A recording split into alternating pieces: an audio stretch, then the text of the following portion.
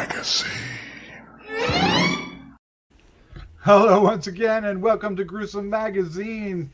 This where we review. I am throwing this one out the window. Where we review the very latest in streaming and video on-demand movies.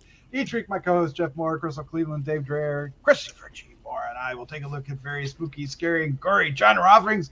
And what's better to review than something from Full Moon Pictures? Charles Band at his best, worst, best. It's Piranha Women, Part 1. Yay! So, of course, it's streaming on Full Moon, the streaming channel. So let's check it out. With me this week are my co-hosts, starting off with the one and only Jeff Mohr. Jeff, how you doing, sir? I'm doing great. You are, sir. Oh, no. You are, sir. You are. Also joining this week is Crystal Cleveland, the living dead girl. How you doing? Okay. No, not gonna do it. All right, not gonna. I ain't doing it. What am I supposed to do? Be like, blah, blah, blah, blah, blah, blah. You stole my bit. I mean, technically, of the five of us, you're the only one that could get away with it. You should have auditioned for that. Oh my god, so fucking, so funny. It's so funny. We'll get there. Also joining us is a wonderful Christopher G. Mohr. Oh my god. Doing okay. So that's how you do it, Crystal. Oh my god. Don't think, just do. Don't That's what the band guy does. That's probably what I'm thinking That's what too Full hard. Moon's all about. Just do it. That's Even true. If you have money, just do it. Just do it. All right. Of course, rounding out the crew is the one and only Dave Dreher. How you doing, sir? I promise not to wave my nipples at you. I'll be the only one. I have a sense of decorum here. Aw. Such a decorum. We're late for that. Oh my gosh, decorum, he said. Here. All right, what we're going to do is we're going to review this part 1, 30-some minute show, and we're going to give our first impressions. That'll be spoiler free. We're going to dive into a little discussion. I guess we'll keep it. I don't know, and then we'll wrap things up with our final thoughts, our score 1 to 5, and our favorite scene. Let's take a look at the card. Hide your eyes, guys. All right. Oh my god, didn't I? Yes! Full Moon Entertainment, available on demand June 17th, 2022. Written and directed by Fred, Olen, Ray. And the cast includes Carrie, Overgaard, Houston Rhines, John Briddell, Soph Puchley, Shary, Nassimi, Bobby Rice, and Richard Gabai. Is it not Puchley? Is it Puchley? Is it Puchley or Puchley? I think it's Puchley. Sorry. It's Pusili. No, it's not. Oh my god. It's not Oh this my tear god. rise on heights. I can't with you guys anymore, okay? I give awful. up. Terror rides on high tides in this sexy and outrageous tale of science run amok. That's even madder than Moreau. Yeah, that's fair enough. Fair I'm enough. usually not a big fan of pasties. Hasty pasties. All right, Christopher G. Mohr, what was your first impression of Piranha Women, Part 1? Yep, that's it. I didn't That's know what exactly to how I think. feel. Well, here's the thing. This felt like Velocipaster. Yeah. Where as a filmmaker, I'm like, what is going on here? I mean, because there's the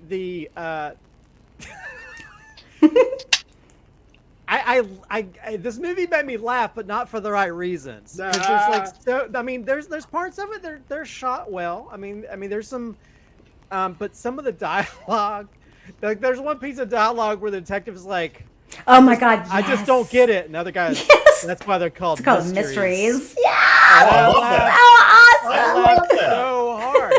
But then there's other parts where there's like a dead body and it literally has like red jello on his chest. And then there's a dock restaurant where they just digitally put the name Yes. of the restaurant because they couldn't afford to actually make the name and put it on the restaurant, and it's so obvious. And there's even one part where the guy's making a phone call, and you can see there's no the phone is not linked to any call. You can just see all his menu stuff on his phone, and all his apps. And I'm like, every time something like that happened, I just laughed.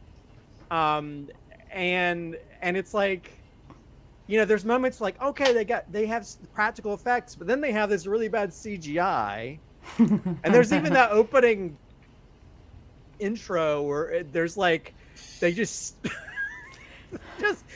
added fish drop, like tentacle fish jumping out of really bad sea water. I don't know. It made me laugh because it was so bad. I don't know if they did it on purpose. Oh, come on. Yeah, they did. Yeah, of course. But the thing is, like, there's parts of it they try to be serious with the characters. Are you sure about that? Well, let's save some of that for but discussion. anyway, just anyway, I was entertained, but just because it's full moon. Because it's so bad, it's good, Yep, entertaining. Yep. Jeff Morser, what was your first impression of Piranha Women? Well, I think I agree with Christopher in that this idea of somebody mentioned Velocipaster. So I can't really. I want to see more before I make a judgment. Yeah, but I don't mean that the way it sounds. Yeah. Because the first one was fun. That part one. It's part one. It's Mhm. fun. This is It's about part of 30 a full minutes. movie. It's only one part of a big movie. Yeah. And it's kind of fun. Now, if they keep carrying that, intentionally, the stuff that Chris was talking about, it could be kind of decent. Yeah, there was a bad CGI, but I actually thought the effects in the last kill scene from the side shots were actually not bad, and they had edited it correctly or well that you couldn't, at least I couldn't see the seams or the wires or whatever, So anyway, I kind of had fun with it. I liked those two cops. I thought those two cops were great. They were just so overplaying the Dragnet type characters right up to that, including that line that he talked about. So I enjoyed it. Enjoyed it. Crystal, what was your first impression of Piranha Women? I love it. It's exactly what I expected. Actually, I think it was actually a little bit better than what I expected, honestly. I was like, oh, he's kind of classed up the joint a little bit. Like the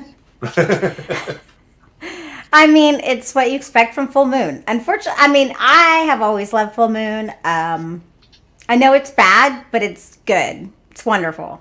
It's exactly what I anticipated. Now, some of the acting is good and decent, and then some of the acting is woof. Woof. And when I say woof, that's being kind. It is like, oh, it's like painful. But even still, I expect that from this, and so I go, okay, I'm in.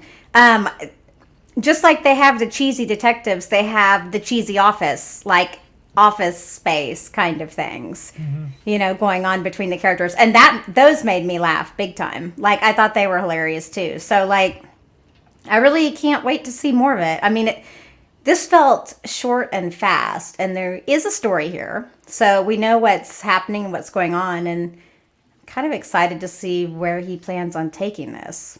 I mean, so I think we kind of know know where it's going. But I don't know how it's going to finish off. That sounds awkward, but yeah. Wow. Yeah. Welcome to every night in my life. All right. Yeah. Hey, so speaking of Full Moon Entertainment, Charles Band, and Fred, Olen, Ray, we have Dave Dreher, who is like the mega fan of all of them. Yeah. Fred Olen Ray is a legend. He is a legend, and it's great to see him. He's been making like Christmas music movies for like Lifetime Movie Channel, like the last decade. So it's great to see him back in horror again. And yeah, I mean, if you go back and look at his filmography, especially back in the '80s, I mean, every fantastic VHS cover of a horror movie you ever seen is in his he had something to do with like Hollywood chainsaw hookers. Yeah. And I mean, all Biohazard and The Tomb. Oh my God, The Tomb with Sybil Danning. Deep Space. I mean, these are all just classic 80s schlock. And this belongs right there with it. It really, really does.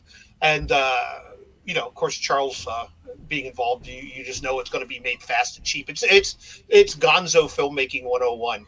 And, every frame you looked at was intentionally put there. The bad CGI, the cringeworthy dialogue, the snapping nipples, everything. It was all put there because Charles Band knows what his fans want, and he gives it to them 20 times over. So this is just great classic Fred Olen Ray Full Moon stuff. This is stuff that 30 years from now people will be talking about how we talk about some of that early 80s shit now, that when you go back and look at it is just horrible, but we love it anyway. And that's where this is heading, right along that same path. Right along that same path. It was exactly what I was expecting, and I laughed, I cried. No, I didn't cry, but the only thing frustrated me is, like, I think somebody said they wanted more. Yeah, I just wish I had the whole film. I feel a little cheated just getting 30 minutes of it, but hey, good for him for figuring out how to deliver these, product in this, digital era. So it had the right amount of sleaze, it had the right amount of effects, it had, it's campy horror, it's not scary, it's just pure camp. Oh, yeah. And we got the little, scientists on the edge of thing going on. And we got the bad acting, and it's everything you expect. So damn it. Yeah, I enjoyed myself. Yep. Well, that's the point. Yep. And this may not be, is it right now to say this, but got the right amount of TNA, what you want from a movie like this, right? Especially since it's got piranha teeth in a very special area. That's what we said. Oh my God, I died. I had not seen that poster. I didn't even. They actually made us when we first posted the story. We used the old artwork. John had to send me the revised artwork. Yeah, they revised it. Yeah, to make sure we had the snapping nipples. Yes, but there's like, I don't know. I mean, it's like, it made me like, what was the budget on this? Because I mean, it's like that they can make the little teeth nipples for the one actress, but then the close up they have to do this really bad CGI. Yeah, CGI. And I was like, couldn't they have just made like a practical effects, chest? But then I was like, I guess that would cost too much. A lot of money.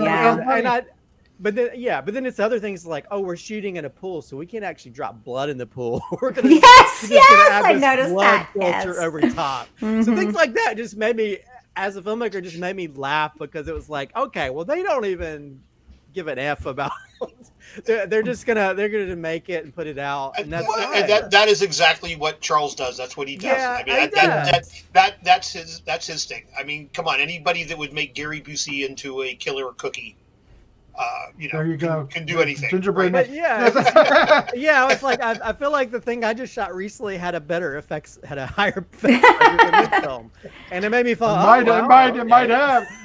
Yeah. I mean, they don't take themselves seriously, and that fun kind of permeates onto the screen somehow. It's a strange Ed Woodian kind of feel to it. It's really, it's I guess what Full Moon is, right? Yes. Yeah. Like it. I mean, yeah. I think if you saw something different, people would be disappointed. Yeah. Once you kind of, I mean. Now if you're wanting to, see Black Phone or something serious, you're not gonna like this at all. You're gonna go, what is? Oh, I think there's room in the horror world for both types. Well, trust me, from someone who peddles these things at conventions, they gobble it up. They gobble it up like it's heroin, man. But it's crazy. I don't know. But it's at the same time, it's like the dead body. I just felt like somebody just spilt their dinner on his chest, and it's like might have like very spaghetti. Possible. I mean, it literally. I went back and watched that one scene a few times, because I was like, there's literally red Jello. It was probably off-brand Jello too. Yeah, probably. Probably. Parts like that just made me. It just made Bargain me basement Jello. laugh. And every time we'd go back to that dock, and they would just superimpose this really CGI name over it. Like that was at first I thought, like when they show the titles of where someone's at, like the beach. And when I saw it again, I was like, no, this is supposed to be the name on the actual building, and no, it's just they didn't even try to make it blend in. It was just like CGI. And the second time I saw it, I just laughed out loud, and I was like, okay, at least he knows the type of film he's trying to make. He's not trying to pretend. He's like, I'm only gonna make so much effort to make it Christopher, believable. we got to get you up here to their Cleveland studio. You got to make a full movie. Well, you know what? Oh my God, that would be amazing. And I was like, you know what? I would make a film for him. I've always wanted to make some. I mean, I've seen some other stuff like You're good at funny. The Attack of the 50-Foot Cam Girl and other things. Yeah. I mean, I would totally make something like that. I made a film called Knob Goblin. So Yep. It's got to happen. Coach. It's got to happen. It has to happen. You're coming to happen. Cleveland. All right. Well, you've got the floor, sir. So go ahead and give us your final thoughts, your score, and favorite scene. This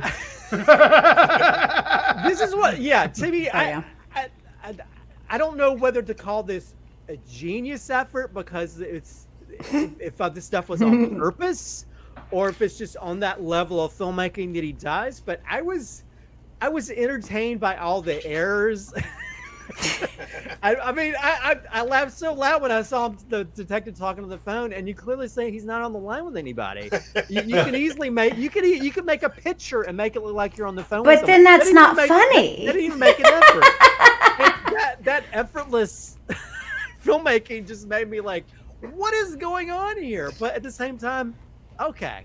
Yeah. So yeah, I was even I think I was like the rest of you. I would have preferred seeing the whole movie because we don't even get to see the arc of the one female character who's supposed to be turning into these piranha women. I don't know why a piranha injected you would make your mouth and your breasts have teeth, but it's full because moon universe. It's awesome. The same universe where bongs can come to life and gingerbread. Yeah, you're talking about a guy who's made eight evil. You do realize movies. what I know. But at the same time, I was one of those kids back in the day that was all about those teenage '80s films, and it felt like it walked right out of the '80s. And you know me, but just the elements of bad filmmaking on purpose just made me. I was like, what is going on here? But why am I enjoying this? Normally I'd be irritated. You know what? I'll give it a 3. Give it a 3. Hey, yeah, that's good for you. I think it's a good rating for it. I mean, it's not great filmmaking, but I think that's what makes it endearing and entertaining because it's definitely not great filmmaking. I mean, I will say there's parts of it when they shot like the scenes where the people are talking like at the bar and stuff. Those are shot really well. Yeah. For something on this level. So, yeah. As for favorite scene, I don't. There's not a whole lot. So we may all pick the same thing, right? I know. I mean, I guess I'll have to the areola piranha scene, I guess, with I mean, nom nom nom nom nom. Yeah, just that part. Where and they don't even try to make her breasts animated. She's just shaking her boobs to make them. So funny. So I don't know. I'll say the areola boob. That sounds like a singer, Ariella Boob. Yep. Ariella Boob attack. Jeff Mohr, what's your final thoughts, your score, favorite scene? I think this was a fun watch, and especially to hear Dave describe it. You got to know what you're in for because of the sources of Charles Band and Fred Olen Ray, and that's what you get. And I'm interested in seeing where this goes. Not because of the TNA, but just because of a lot of the stuff that Christopher pointed out, all the weird little things they intentionally didn't do. I think Intentionally didn't do. and flaunt it, Yep. So Boy, I'm going to go. Because I'm really kind of thinking of this in terms of a Velocipaster type movie. That this is doing exactly what they want it to do. Mm-hmm. So I might go. I'm going to go 3.5 for this. Nice. Waiting to see what the rest of it's going to be, and I'm reserving the right to change that up or down. Yeah. Where they go. Favorite scene. I mean, how can you not pick? I'm just going to describe it in a different way. The side boob shot of the breast piranhas. The breast piranhas. As she's leaning over the guy and chomping his face, and breastanas. Both breasts are going to town on his chest. That was. I don't need. And he just dies. He just goes. Who thinks of that? I just love it. Crystal, what was your final thoughts, your score, your favorite scene? Okay, so I love Full Moon. I've always loved Full Moon. It's like my jam. It's hard for me to give it a rating because honestly, I want to give it a 4. But it is not like that kind of 4. Like, I couldn't say that this is going to be like on my top 10 or anything like that. But based on my Full Moon love, this is pretty freaking good. Like, I Puppet Master stuff's really kind of, I don't know, I love Subspeed. There's a lot of stuff that I love from Full Moon, but I think this is really well made. I wish we had more to give a better rating to, because I feel like we just got a little taste, but I like where it's going and I like where it's headed, and I don't think all that much when I watch these movies. I really don't. Like, I just watch it, I'm like, yeah, that's what they did. Yep. Oh, yeah. That's what I would have done too. I could practically figure out and determine even how the dialogue is going to be written. It's that kind of thing. So, I don't know. I guess ultimately I'd probably give it a 3.5 too, as well. Yeah. I got to see more of it. But I'm loving it. And my favorite scene is the detectives, Christopher. Okay, when they come up to that body and see that crap body, and then the detective is like, we're going to need an autopsy to figure this one out. I died. I was like, no, he didn't. That is so freaking funny. I was like, yeah, you are. And then it's just, if you like that kind of stuff, you'll like this. Yeah. I'm going to let Dave go last. I'm going to jump in here now, and I'm just going to say Fred Olen Ray still got it. 150 films after the films I watched in the 80s. He's directed 160 some odd films. He's still I don't know, he still has it. It feels, somebody said effortless, and I think it is in a lot of different ways. But yet it still weaves a story. There's still a story in here being woven around all this silliness. And it I don't know, it knows what it's doing. It's got its tongue in its cheek. It's not taking itself seriously, and it's lighthearted, but teen bouncy things going on, and it's what you. If it didn't have Full Moon on the the header of it, I'd probably be a little more miffed. Right, but I kind of, it's like, well, that's what I want from a Full Moon film. So, yay! So I'll give it a 3. I do reserve, like Jeff. If by the end of it, if you could kill this 3 you got sitting here. It's yours to lose, sir. So if I'm so obviously the best scene is the scene, but if it's not, it's the guy talking to his friend who's driving away, and he's just like, I gotta go, man. He's just all about it, and he's all corny dialogue, and and it's just, dude, you deserve it. Go die. All right, Dave, I'm excited to hear what you have to say. Your final thoughts, your score, your favorite. I think you all know what I'm going to say. This is in my wheelhouse. It's everything I'd hoped that it would have been. It's really more of a Fred Olen Ray project than it is a Full Moon project. But Fred doing what he does best. It's great to see him back. He is actually a pretty accomplished filmmaker. Those family films that he makes for Lifetime Network, although very formulaic, are actually all quite good if you've ever taken the time to watch them. I love those. It's they follow a formula and they've made him a very wealthy man. But I think his heart has always been in the horror world, and it's great to see Charles give him this avenue to get out there and have some fun again. So I'm looking really forward to this. I'm going to give it a 4. Just because it's so nostalgic for me. You really can't rate it on any type of artistic value. You either get it or you don't. And the stuff that Christopher was pointing out is what makes it so goddamn awesome. I was digging it. Favorite scene, really, the way they have this structured. The only really good scene is the reveal of the piranha nipples. But I thought it was funny. I was laughing at the fact I lost it. Shit. And the fact that when we first meet our girl, I mean, she's obviously incredibly sick, right? I mean, she's like gray, pasty. And the husband's just kind of like, well, I'm going. Well, oh my God, yes! I was like, okay. I'm going in for this experimental treatment. I don't know, it could kill me. He's like, okay, bye. Have a good day. Good luck. Yeah, she says, good luck with it. Good luck with it. Was so funny. She looks like she's on death's door, and he's like, I ain't got time for this, man. I gotta go. I just thought that was hilarious.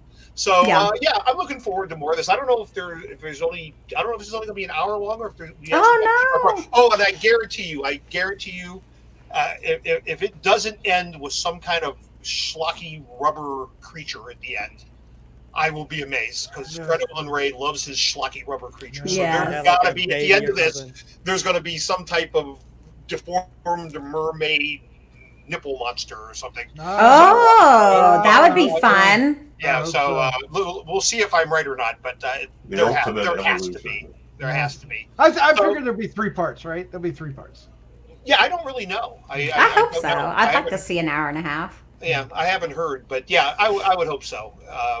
But yeah, we'll see. I'm looking forward to seeing the rest of this. All right, well, check it out on Full Moon streaming channel. Yeah. I think it's on their Amazon Prime channel as well. Like a week later, it comes on their Amazon Prime channel. Oh, cool. Ooh, well, there you go.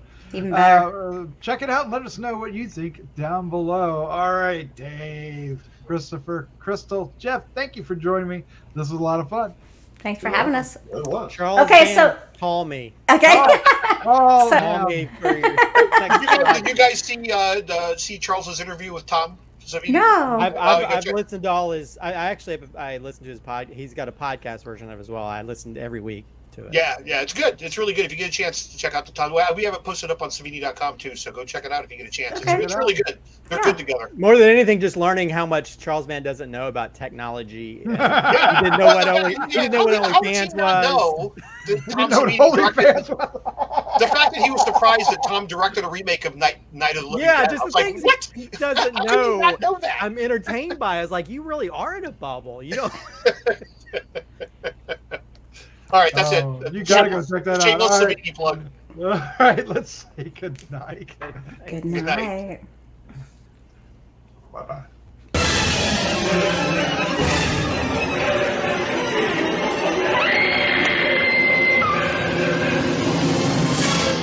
Gruesome Magazine.